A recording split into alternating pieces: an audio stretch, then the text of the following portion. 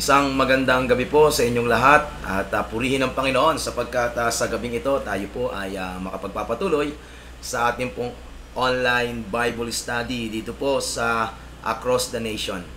At sa lahat ng ating mga kapatiran sa CHF at sa Ministry ng Across at sa inyo pong lahat na lagi natin nakakasama sa OBS, sa Midnight Cry, samahan niyo po kaming muli sa maikling oras ng ating pong paglapit sa Panginoon sa pamamagitan ng Kanyang salita at sa pag-aaral natin ngayong gabi. Imbitahan po natin ang ating mga mahal sa buhay, mga kaibigan, mga kakilala, at ang marami pang pwede nating maabot para sa Panginoon. Sa gabing ito, ay meron tayong bagong topic na pag-uusapan, kaya excited kami na kayo po ay makasama sa gawaing ito. Kaya simulan po natin ang ating pong gawain sa pamamagitan ng pagpupuri at pagsamba sa Panginoon. God bless po. Amen. Hallelujah. Salamat sa Diyos sa gabing ito. Isang mabiyayang gabi po sa atin pong lahat. Hallelujah. Patuloy po tayong pinagpapala ng Diyos dahil tayo po ay binibigyan niya lagi ng pagkakataon para makapagpuri at sumamba sa Kanya. Kaya naman ngayon pong gabi mga kapatid, hallelujah, patuloy po nating luwalhatiin, dakilain ang atin pong Diyos na buhay, Diyos na makapangyarihan sa lahat. Kaya naman saan ka man naroon kapatid, ihanda mo ang iyong sarili, ihanda natin ang ating mga sarili sa pagpupuri at pagsamba po natin sa Panginoon. Kaya naman, hallelujah, inaanyayahan ko kayo na tayo po ay sama-sama na magpuri sa ating pong Panginoon. Hallelujah, umawit po tayo ng isang masayang awitin para sa ating Panginoon. Hallelujah.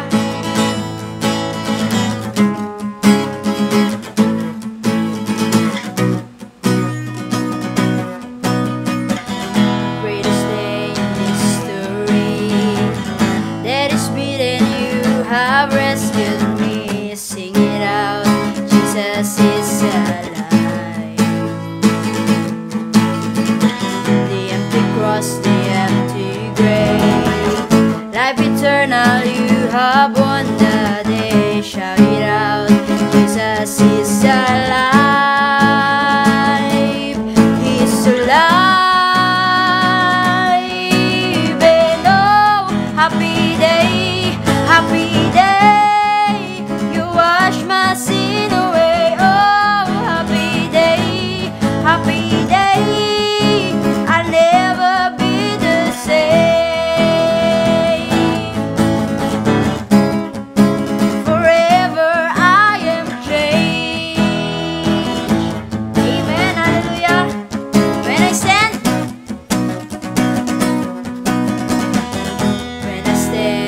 in that place, free at last, meeting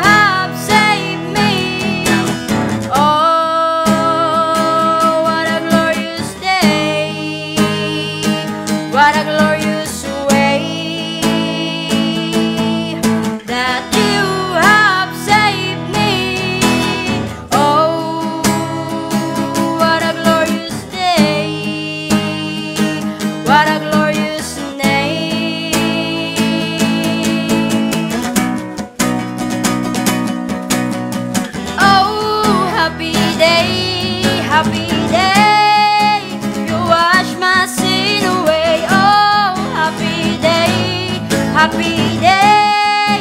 I'll never be the same. Oh, happy day, happy day. You wash my sin away. Oh, happy day, happy day. I'll never be the same.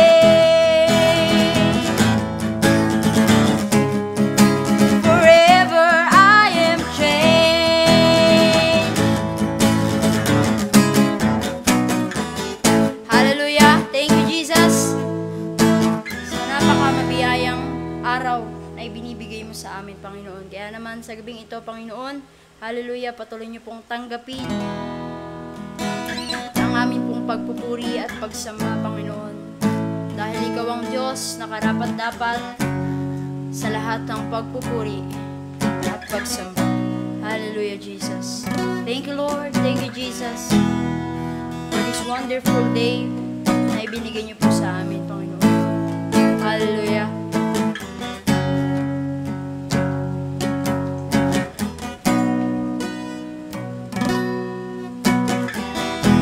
Wala akong ibang itataas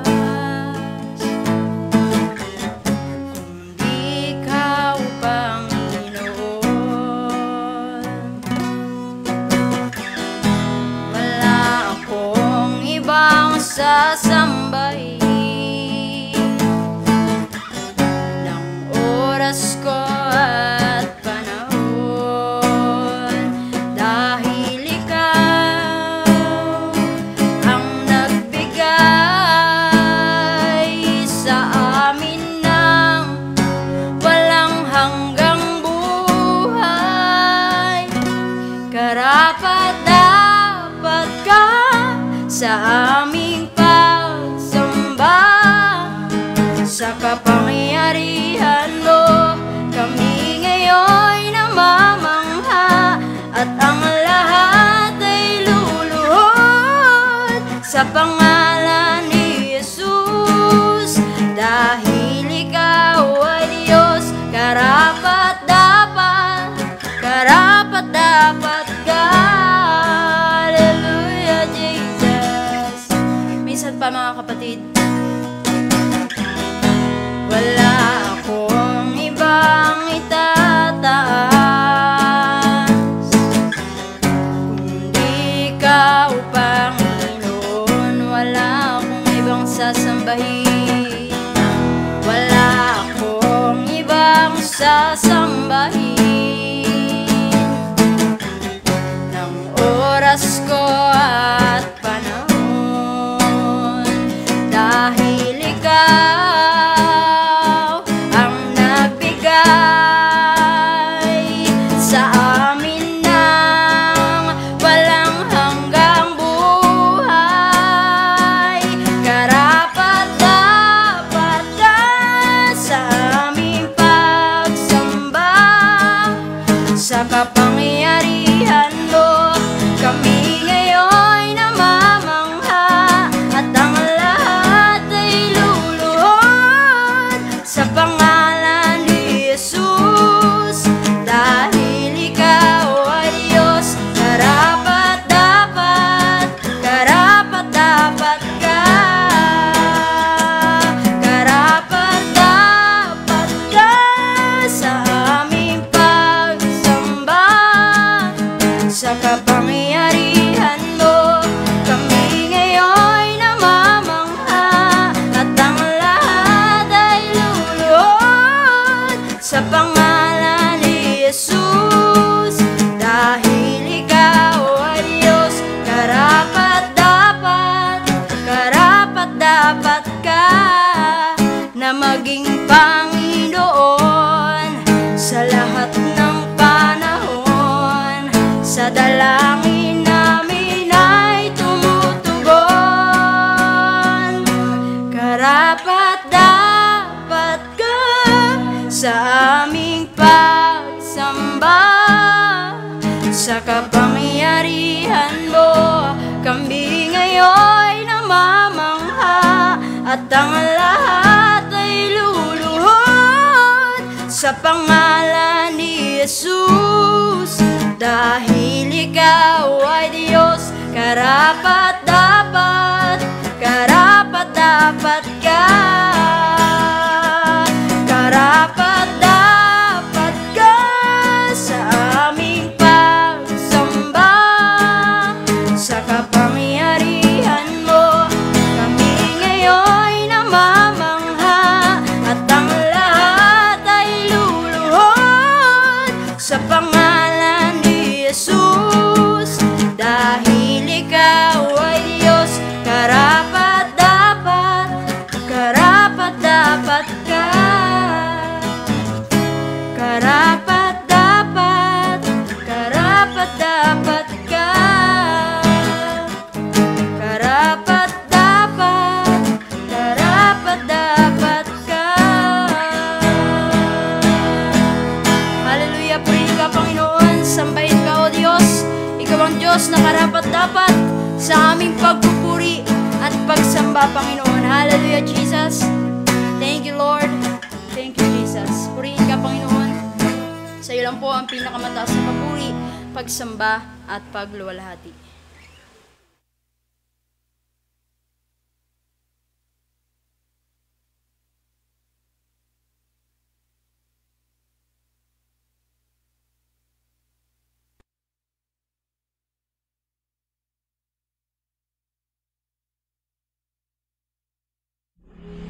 Isang mapagpalang gabi muli sa bawat isa. At tayo po ay manalangin.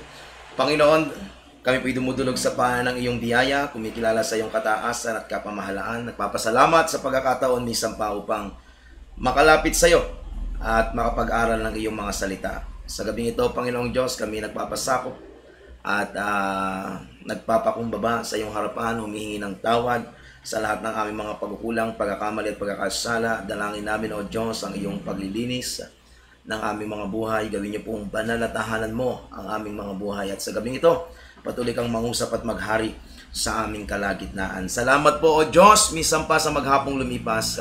Gamitin niyo ang gawain ito upang patuloy na mahayag ang iyong kalooban, maitaas ang iyong pangalan, at patuloy na ang kaligtasan ay umabot sa marami pang tao.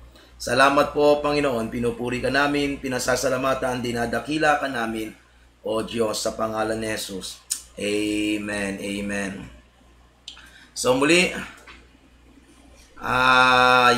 nagpapasalamat tayo sa bawat isa sa inyo pong pakikibahagi sa gawain ito. Sa gabing ito, ngayong Biyernes, ay baka makalimutan ko mamaya, i-announce ko po muli bukas sa lahat ng mga tigal Llanera o kaya mga malalapit sa lugar ng Llanera. Narito po sa screen ang ating poster ng gawain para bukas.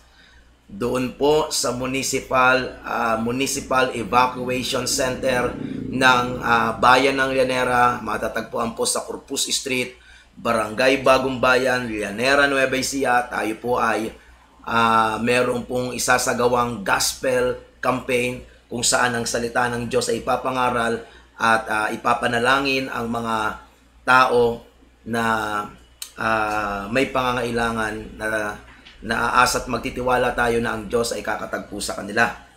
Okay? Higit sa lahat ay maibahagi ang daan ng kaligtasan sa kanila at maipakilala ang pag-ibig ng Panginoon. So ito po ay libre, wala pong bayad. June 21, 2025, Saturday. Bukas na po ito, alas 3 ng hapon. Andiyan po ang contact number ni Pastor Joel na siyang ating host church sa lugar na yon, ng Citizens of Heaven Fellowship. Kagaya ng talata na nandyan, Acts 3:6, in the name of Jesus Christ of Nazareth, walk. So we are aiming to see God's salvation, healing, deliverance, and revival to manifest sa araw ng bukas sa bayan ng Llanera. Okay, so muli maraming salamat sa bawat isa at purihin ang Diyos. Sama niyo po ito sa panalangin at lahat ay lang naimbitahan ay makatugon, makadalo, at lahat ng dadalo ay maranasan nila ang pagkilos ng Diyos. Sa ating pong pag-aaral ngayong Biyernes dito po sa ating OBS, pag-uusapan po natin ang isa sa mga umaalingaw-ngaw na mga usapin pagka may mga ganitong pangyayari sa daigdig, kagaya ng mga digmaan na ating pong nababalitaan at nagaganap sa iba't ibang panig ng mundo. Kapag ganito ay napapaalalahanan tayo ng salita ng Diyos na isa sa mga sinabi ng Panginoon sa kanyang muling pagbabalik ay ganito ang magiging mga senaryo. Kaya pag-usapan natin, natapos natin yung series natin ng End Time Discipleship. Ngayon naman pag-uusapan natin itong End Time. Okay, but particularly isa sa mga sign ng End Time ang ating tatalakayin. Pero bago yon ay let's read Matthew chapter 24 verse 1 hanggang verse 8. Verse 1 to verse 8. Sabi niya, Jesus left the temple and was walking away when his disciples came up to him to call his attention to its buildings. Do you see all these things? He asked. I tell you the truth, not one stone here will be left on another. Everyone will be thrown down. As Jesus was sitting on the Mount of Olives, the disciples came to him privately. Tell us, sabi nila, tell us, they said, when will this happen? And what will be the sign of your coming and of the end of the age? Jesus answered, watch out that no one deceives you. For many will come in my name, claiming I am the Christ, and will deceive many. Look at that. Will deceive many. You will hear of wars. Tayo, hindi lamang natin napapakinggan, sabi, and rumors of wars. Balita ng mga digmaan. Ngayon, totoo, nakikita natin, mga kapatid, it is happening in our time. But see to it that you are not alarmed. Such things must happen. But the end is still to come. Nation will rise against nation, and kingdom against kingdom. There will be famines and earthquakes in various places. At ito yung nagaganap. Verse 8. All these are the beginning of birth pains. So mga kapatid, napakalinaw po at sa Panginoong Jesucristo nang siya ay tanungin ng mga alagad na ang tatlong mahalagang tanong doon sa verse 3. There are three great questions na makikita natin doon sa verse 3. Number 1, sabi nila, when will Jerusalem be destroyed? Kasi sabi ng Panginoon, nagsabi ang Panginoon sa verse 1 and 2, merong mangyayari. Okay, balikan natin yung verse 2. Do you see all these things, okay, pertaining to the buildings doon sa Jerusalem? Sabi niya, I tell you the truth, not one stone here will be left on another. Everyone will be thrown down. Ibig sabihin, sabi niya, nakikita niyo ba yung mga gusaling ito? Itong lahat ng ito ay babagsak, walang bato na manatiling nakapatong sa kapwa bato. Ibig sabihin, it's the destruction of Jerusalem. Kaya nagtanong ngayon yung mga disciples sa verse 3. Sabi nila, when will Jerusalem? Itong sinabi niyo, Panginoon, sa verse 2. Kailan ito mangyayari? At yung sagot dito ng Panginoong Jesucristo ay hindi masyado nating makikita dyan sa Matthew chapter 24. Kapag binasa natin yung buong Matthew chapter 24, I would suggest sa inyo po, basahin niyo po yung 24 and 25. Maganda po ito. Pati yung Luke chapter 21. Because the answer to that first question ay nandoon sa Luke 21 verse 12 to 24. The second question na tinanong ng mga disciple dyan, sabi nila, when will this happen? Ibig sabihin, simple lang, kailan mawawasak ang Jerusalem? Number 2 question, sabi nila, and what will be the sign of your coming? Ano ang magiging palatandaan ng iyong muling pagbabalik?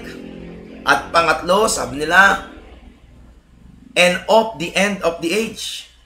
Or simply, what will happen when you come? Kapag nakadating ka na, narito ka na, anong mangyayari? The end Ano ang magaganap sa dulo?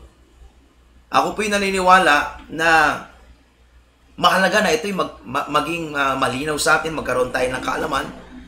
Maaring hindi natin makuha ng buo, pero at least meron tayong awareness na hindi tayo mananatili sa mundong ito. Hindi mananatili ang kalagayang ito. Merong darating na pangyayari na babago sa lahat ng ito.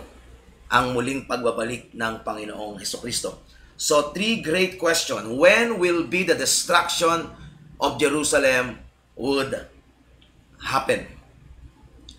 1, when will Jerusalem be destroyed? And the question, the answer to these questions was in Luke chapter 21, verse 12 to 24. What will be the sign of your coming? Ang answer po ay nandiyan sa Matthew chapter 24, verse 4 to 26 and 37 to 39. You can write it down pagkalabas sa inyong mga screen. And of the end of the world, or simply what will happen when you come. Ano ang mangyayari sa katapusan ng daigdig na ito? Verse 27 to 31, verse 40 to 51, and 25, chapter 25, 1 to 46. Nandoon po yung detail ng mga mangyayari. Now, for the purpose of this study, ay magpo-focus tayo dun sa verse 1 to 8. Hindi natin masyadong tatalakayin na yung mahabang mga chapter. You can just read chapter 24 and 25 ng Book of Matthew, and Luke chapter 21. Please, basahin po ninyo. Okay? Because tonight, okay, our focus ay doon sa verse 1 to 8 na ating binasa kanina. Because from these passages, makikita natin ang ilang mga sign ng pagbabalik ng Panginoong Hesukristo. The signs of Christ's second coming. Okay? Number 1, sign is deception. Verse 4 to 5. Okay, pwede rin natin ito mabasa sa ibang mga cross-ref o sa mga susunod na mga talata, verse 11 to 12. Ilalagay namin dyan sa screen para maisulat po ninyo. Okay, meron kayong copy. Pero ngayon, dinidiscuss ko na po sa inyo. Deception, ang sabi niya sa verse 4, Jesus answered, "Watch out that no one deceives you." So, sa huling panahon, before His second coming, this is going to be rampant in the whole world, at especially sa Christianity, sa church. Sapagkat ang dadayain, syempre, yun nasa katotohanan. Paano pang dadayain yung ligaw? Hindi na dadayain yun. Kung merong dadayain, yun nasa katotohanan. So the enemy will do his best to deceive churches, to deceive pastors, to deceive preachers, to deceive believers. Kaya sabi niya, for many, not few, but many, will come in my name. Gagamitin ang pangalan ng Panginoong Hesukristo, pero sa maling motibo at maling pamamaraan. Gagamitin nila ang pangalan ni Jesus para makapandaya, okay, at maligaw ang marami. You realize that there are so many religion under the umbrella of Christianity na ginagamit ang pangalan ng Panginoong Hesukristo, nagpapakilala that they are Christian church, Christian leaders, Christian organization, Christian group. Okay? Pero lihis sa katotohanan ng salita ng Diyos. They are just using the name of Jesus Christ for the work of the devil. Sabi, for many will come in my name, claiming, I am the Christ, and will deceive many. Look at that. Marami silang madadaya, hindi konti. Maraming madadaya. Marami silang maililigaw, mga kapatid. Many will come. Papasatin sa buong mundo, napakaraming mga nagpapakilalang sila ang Kristo. Or kung hindi man sila ang Kristo, nagpapakilalang sila ay sinugo ni Kristo. Okay? At ang nakakalungkot na katotohanan, kung minsan, mas tumataas pa sila kay Kristo. Na itataas pa sila. Dito na lang sa ating bansa. Okay? Kilalang personalidad, religious leader. Okay? Na nagpapakilalang siya ang appointed Son of God. At pirma niya ang kailangan para ang tao ay maligtas. Nakakalungkot na napakaraming napapaniwala nito. Now, this is not just here in the Philippines, kundi sa marami pang lugar. Maging ang founder ng isang malaking relihiyon dito sa Pilipinas na na talaga namang sinusuyo ng maraming politiko kapag ka-eleksyon, na ang pakilala ang kanilang founder ay ang anghel sa aklat ng Revelation na lalabas mula sa silangan. At siya ang sugo. Okay. At kapag ikaw ay hindi kaanib ng kanilang relihiyon, ay hindi ka maliligtas.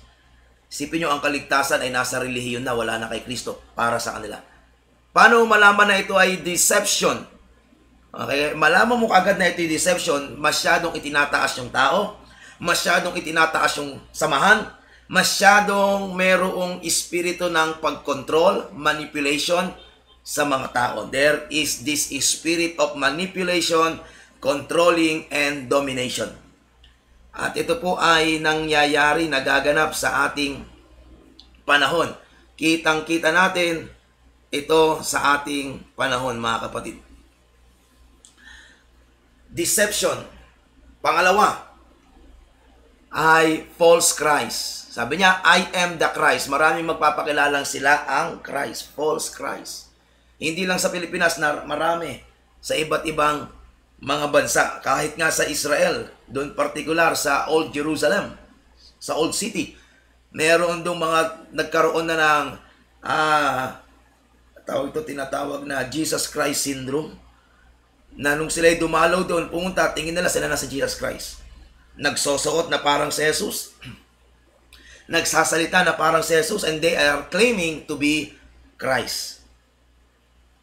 Pangatlo, sa huling panahon, is wars and rumors of wars, verse 6 and 7.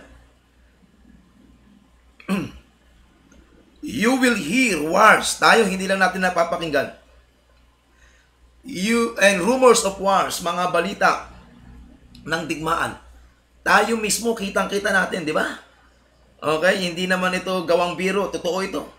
Merong digmaan sa Russia, sa Ukraine, merong ngayong digmaan sa Israel, sa Iran, na ayaw natin sanang mag-escalate, lumawak, lumaki, at madamay pa tayo. Kanya nga lang, doon pa uwi ang lahat eh. Doon papunta ang lahat. Ibig sabihin, nakahula yan sa Biblia na magkakaroon ng mga labanan. Bakit? Sapagkat ang mga bansa ay maglalaban sa kapwa bansa. Sabi niya, but see to it that you are not alarmed. Such things must happen, but the end is still to come. Ibig sabihin, pasimula pa lang to, verse 7. Ano sabi sa? Nation will rise against nation.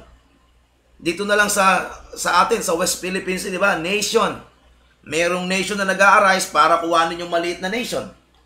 At ito ay nakikita natin na nangyayari sa atin mismong bakuran. Nation will rise against nation. Ito po ay propesya na ng Biblia. Kingdom against kingdom. Dahil dito, yung pang-apat ay mangyayari. Ano yun? Famines. Magkakaroon ng famines. Magkakaroon ng mga pagkagutom. Siyempre, kapag ka nagkagera, okay, hindi magkakaroon ng mga supply. Maaantala ang supply ng mga pagkain. Tataas ang mga bilihin. Ngayon pa nga lang, nakita nyo, sunod-sunod na pagtaas. Dalawang sunod kagad na pagtaas ng mga presyo ng langis. Gasolina, diesel, di ba? Nung nakaraan ay nasa 1.80. Ngayon ay 4 pesos mahigit. Sipin nyo, yung diesel biglang taas, 4 pesos to 5 pesos ang taas. Eh anong iasa mo dyan? Magmamahal ang mga bilihin. Yung inflation biglang tataas. Famine. Kapag may gera, magkakaroon ng shortage ng pagkain. Ang lahat ay magre-reserve ng para sa kanila. So walang lalabas na pagkain, shortage. Sa King James, tingnan niyo yung King James version nito. ng verse 7. Sabi diyan, for nation shall rise against nation, and kingdom against kingdom. There shall be famines, and pestilences. Mga salot, karamdaman. Katatapos lang ng COVID. Ano ngayon ang nangyayari ngayon? Iba't ibang mga sakit, yung monkeypox. Pero ang katotohanan ay mas malala ngayon yung nangyayari sa atin kapag hindi napigilan, yung HIV virus. Bagamat matagal na, pero ngayon ay ang bilis ng paglobo. Ang bilis ng paglobo ng nagkakaroon ng HIV. So, from famine, number 5 is pestilences, number 6 is earthquakes. Sabi diyan, and earthquakes in diverse places. Walang araw na hindi lumilindol. Okay? Kaya pagdating sa verse 8, ano sabi sa verse 8? May mga cross-reference po tayo na nilagay dyan. Makabasa nyo sa Revelation chapter 6 yung mga to. Okay? Pagka-post dyan sa screen, pwede nyo po itong screenshot nyo para ma-review ninyo. Sabi sa verse 8, all these things are the beginning of sorrows. So verse 8 tells us that these are just the beginning. Itong deception, false Christ, wars and rumors of wars, famines, pestilences, earthquakes, these are all what? The beginning. Ito'y pasimula pa lamang ng ano? Ng sorrow, o sa ibang translation ay birth pains. Doon kanina sa NIV, ang tawag niya ay birth pains. Ano ba yung birth pains? Yung babaeng mga anak, yung nagle-labor, yung naghihirap. Hindi ito magiging madali, mga kapatid. Okay, mahirap ito. Pero hindi tayo dapat maalarma. Sabi nga doon, di ba kanina, you will hear wars and rumors of war, but see to it that you are not alarmed. Okay, hindi tayo maalarma. Okay? Bakit? May pananampalataya tayo eh. Sino lang ang maaalarma? Yung hindi tiyak kung saan papunta ang buhay niya. Sino yung mag-aalala? Yung walang katiyakan ng kaligtasan. Sino yung mag-aalala? Yung walang relasyon sa Diyos. Sino yung mag-aalala? Yung hindi tapat sa gawain. Those so-called believers, Christians, na they claim to be born again, they claim to be part of the church, but they are not faithful. Talagang anong asahan mo dyan? Takot. Bakit? Hindi tapat eh. Kaya nga, sa lahat ng aking pong pinagpapastoran, yung mga pinagpapastoran namin mag-asawa mula dito sa Kabanatuan, at sa lahat ng mga mananampalataya na amin pong pinagpapastoran, at mga churches na naitanim, daughter churches, sa inyong lahat, ito ang dahilan bakit tayo merong laging mga gawain, may discipleship, may devotion, merong mga outreaches, may mga fellowship, may mga gawain tayo, may mga online tayong care group, meron pa tayong on-site care group, lahat ginagawa natin para lahat ay maingatan, mapaalalahanan. Kung kayo po ay itinutuwi, tinuturuan, pinagmamalasakitan po namin kayo because we don't want to lose you. Ayaw namin na mapahamak kayo. Mahal namin kayo sa Panginoon. Gusto natin lahat tayo ay makapanatili hanggang sa muling pagbabalik ng Panginoon. Amen? Hallelujah. So, ngayon pong gabi ay ito ay pinag-uusapan natin hindi para magdala ng takot. Pinag-uusapan natin ito para magdala ito sa atin ng kasikasigan na manatiling tapat sa Panginoon. Sapagkat dyan din sa Matthew chapter 24 verse 13, look at verse 13. But he who stands firm to the end will be saved. Datapwat ang magtitiis hanggang wakas, ang mananatiling tapat hanggang wakas ay siyang maliligtas. Huwag kang pumayag na hindi ka makasama sa muling pagbabalik ng Panginoon.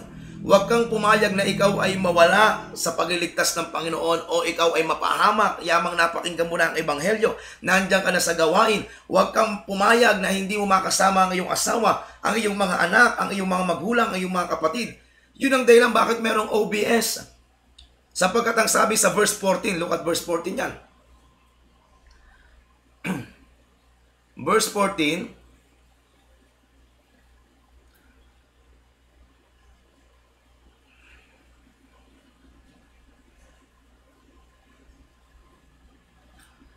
sabi sa verse 14, and this gospel of the kingdom will be preached in the whole world as a testimony to all nations, and then the end will come.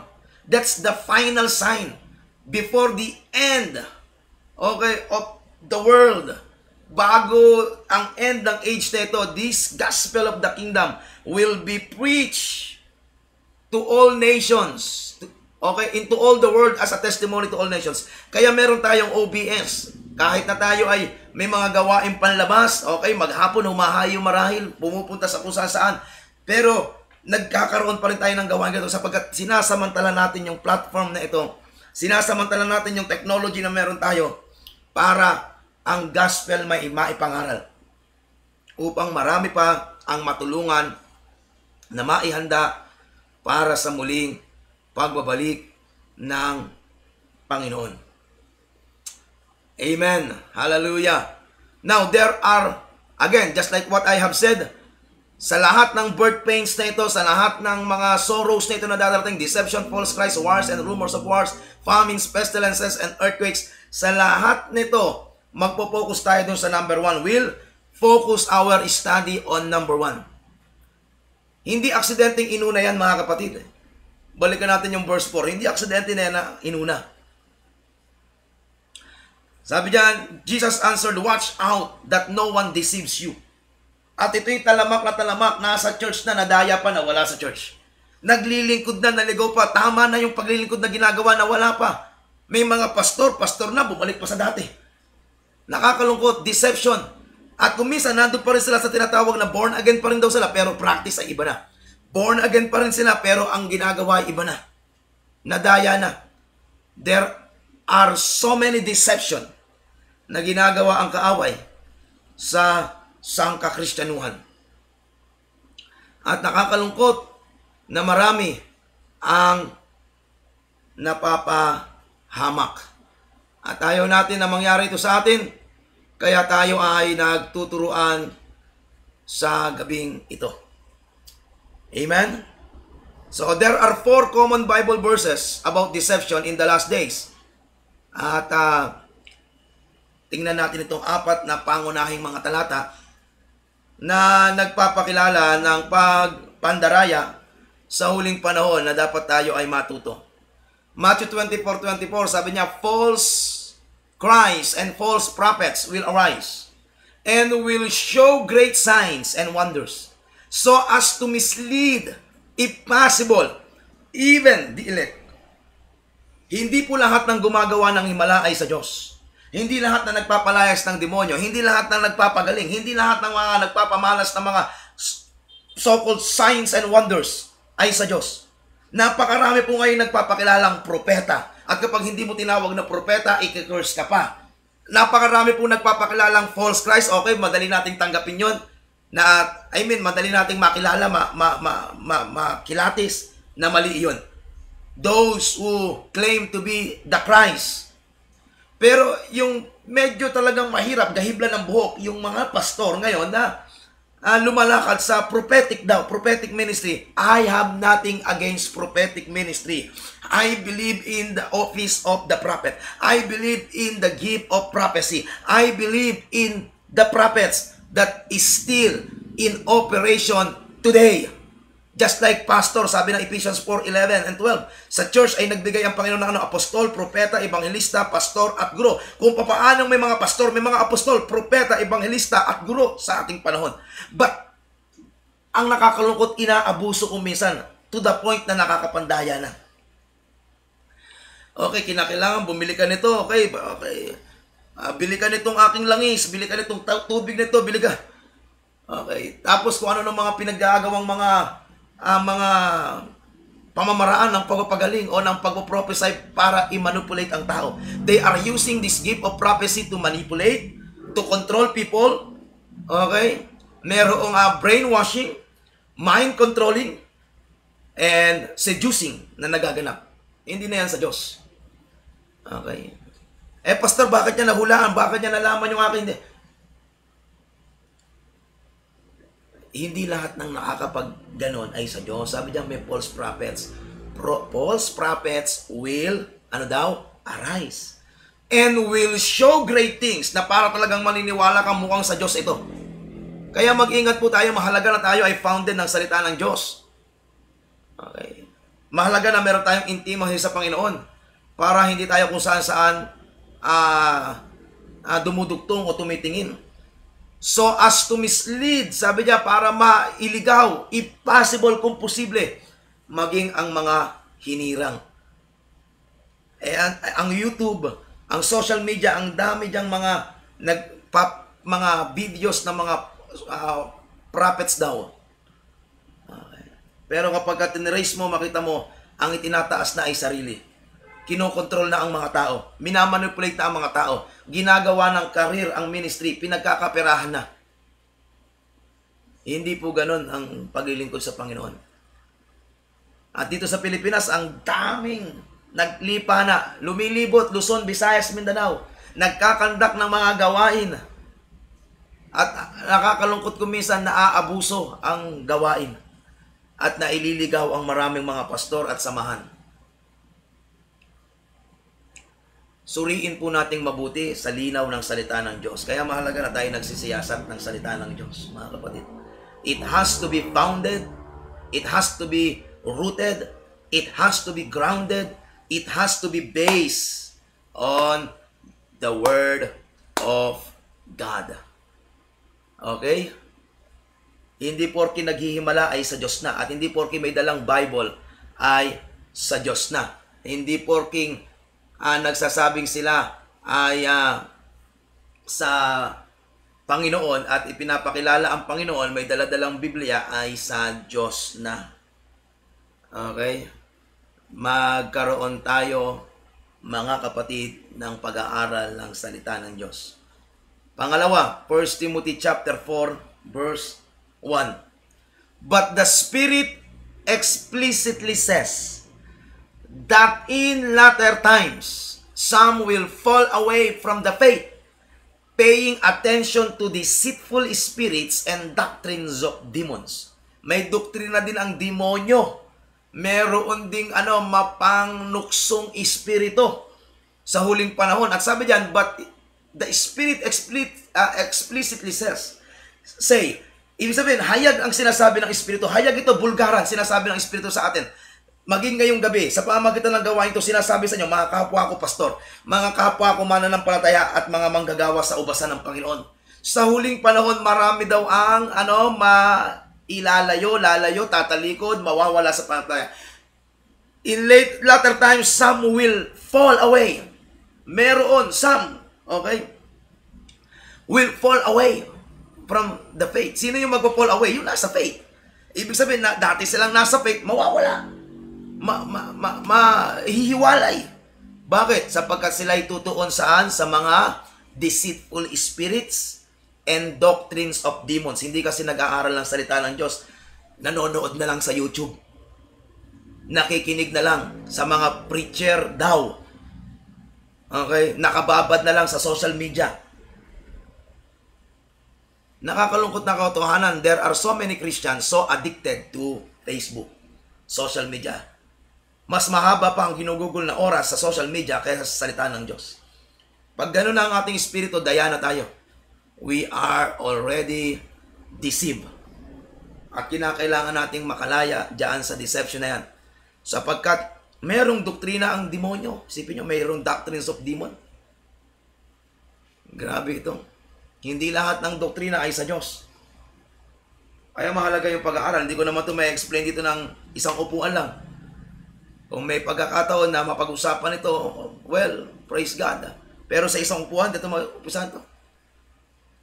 Tingnan natin yung verse 1 ito. 1 Timothy verse 2, 3, and 4, and 5. Look at that. Verse 2, sabi niya, ano ba yung doctrine ng demonyo na yan? 1 Timothy, sabi niya, such teachings come through hypocritical liars, mga sinungaling, whose conscience have been seared as with a hot iron. 3. They forbid people to marry. Okay, doktrina ng demonyo yan, yung mga pinagbabawalan yung tao na magpakasal. Okay lang na mag-live-in. Okay lang na wag mag-asawa. Okay, mga nagmi-ministry, bawal daw mag-asawa. Okay, alam nyo yan. Sa mga religion na pinanggalingan ng marami. And order them to abstain from certain food. Pagbabawalan din sila na ng mga pagkain. Ang kaligtasan po wala sa pagkain, pero hindi ko naman sinasabing kainin mo ang lahat. Kung kainin mo ang lahat, magkasakit ka. Pero ang point ko dito, wala ang kaligtasan sa pagkain, which God created to be received with thanksgiving by those who believe and who know the truth. Naglipa na yan sa atin, Luzon, Visayas, Mindanao, yung ganyan. Ang bansa natin ay dominated ng ganitong doktrina. O gusto mong maglingkod sa Diyos, huwag kang mag-asawa. Yung celibacy na binabanggit. Ano pa? Gusto mong maglingkod sa Diyos, kailangan huwag mong kainin to, huwag mong kainin yan, huwag mong kainin yun. Which God created to be received with thanksgiving by those who believe and who know the truth. Verse 4. Sabi sa verse 4. For everything God created is good and nothing is to be rejected if it is received with thanksgiving. Kaya mayroong deception sa huling panahon na dapat nating makita at maiwasan. So, tulungan tayo ng Diyos mga kapatid, huwag masayang yung pagkakataong ito. Mahaba po itong series na ito ng deception. Ito pong ituturo ko sa inyo ngayon ay part 1 pa lang. Hanggang part 3 po itong ginawa ko na to. Yung part 1 na ito, hindi pa natin matapos. Kasi 4 common verses, nakakadalawa pa lang tayo. Next Wednesday, ano ang resulta nito? We'll go to susunod na mga passages. Then, paano to ma-overcome o sino ang pinanggalingan to and then how to overcome it. Doon pa lang yung sa part 1. So, baka matapos natin ito hanggang next Friday. Then, susunod ay yung part 2. Susunod yung part 3. Medyo mahaba po itong series nito ng deception. Bakit po? Sapagkat gusto natin na maintindihan talaga natin at magkaroon tayo ng sigasig sa puso natin na siyasatin ang salita ng Diyos. We must be people delighted in the Word of God. We must be people rooted in the Word of God. We must be people established in our faith to God. Amen? Sapagkat ito po ay critical na panahon. Agawan po ito. Ay nakakalungkot na katotohanan, yung mga mali ang pananampalataya, sila pa yung masipag humayo. Pasinin po ninyo, saksi ni Jehovah, umaga pa lang ng Sabado, kumakatok na sa bahay ninyo. Iglesia ni Cristo, madaling araw pa lang, naglalakad na. Mormons, umaga naglalakad, gabi na, nasa lubong pa dyan, naglalakad pa. Ano pa, dating daan. Napakaraming programa nito. And how I pray that this online Bible study ay hindi lang manatili dito sa Facebook. If given a chance, I mean by the grace of God, sa tamang timing ng Panginoon, ay madala ito sa TV, sa radyo, maipangaral ang salita ng Diyos. Sapagkat this gospel of the kingdom will be preached into all the world as a testimony to all nations. And then the end will come. And we want to be part of that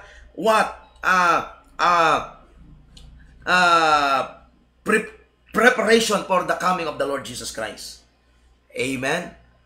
So, sa ngayon ay tatapusin po natin dito pansamantala. Our time is napakabilis at hinto natin dito. Pwede niyo po itong i-review and then next Wednesday I am inviting you to join me again para po sa pagtalakay ito. End time.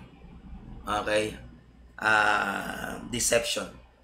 Pagkatapos ng part 1, part 2, part 3, susunod end time ulit. Ano naman? End time is spirit. Tatalakayin natin. What is the spirit of the last days? Amen. Tulungan tayo ng Panginoon mga kapatid. You see, do not be deceived. Bago po ako magtapos, just want to encourage you. Do not be deceived doon sa mga physical manifestation na nakikita natin sa maraming mga nagpapakilalang sila'y lingkod din ng Diyos. Lalo na yung nakakatakot na mga propeta-propeta ngayon na tawag-tawag. Okay, dating pastor, ngayon propeta na. Okay, again, ulitin ko, hindi ako against sa office of the prophet. I believe in the gift of prophecy. Ang hindi ko pinaniniwalaan, ayokong tanggapin yung mga nagpapakilalang propeta, but they are deceiving the people of God for their personal interest and agenda. I rebuke them in the name of Jesus Christ. Hallelujah. The greatest anointing I would like to believe is the anointing to turn the heart of the people to God. Aanin mo yung himala, gumaling, nakalaya daw, lumakas, yes, salamat. Hindi naman bumalik sa Diyos. Hindi naman nagpatuloy sa Diyos. Hindi naman naglingkod sa Diyos. Hindi naman kumilala sa Diyos. Mas kinilala pa yung nag-pray sa Kanya. Mas kinilala pa yung propeta. Mas kinilala pa yung nangaral o yung nag-leader ng relihiyon kaysa sa Diyos. That is nothing. Kaya nga sa huling panahon, the spirit that the Lord will pour out is the spirit of Elijah. Nasabi niya sa Malakay chapter 4 at sa Luke chapter 1, He will turn the heart of the children to the Father. Amen. Tulungan tayo ng Panginoon.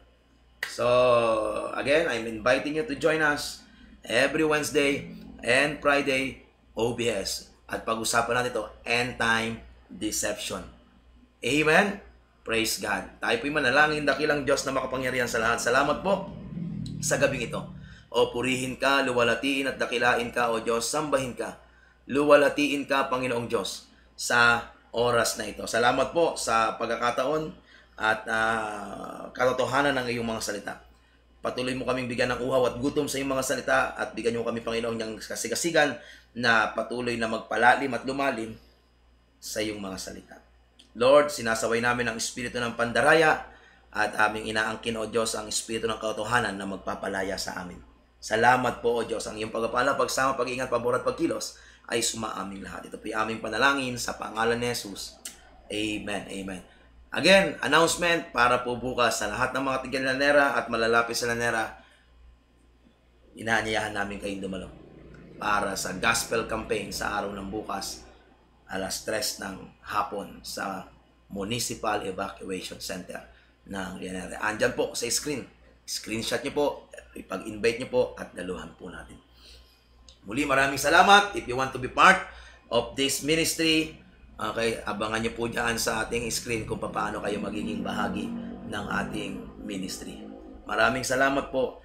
Pagpalain tayo ng Panginoon. God bless us all at sa Diyos lamang ang papuri. Magandang gabi po.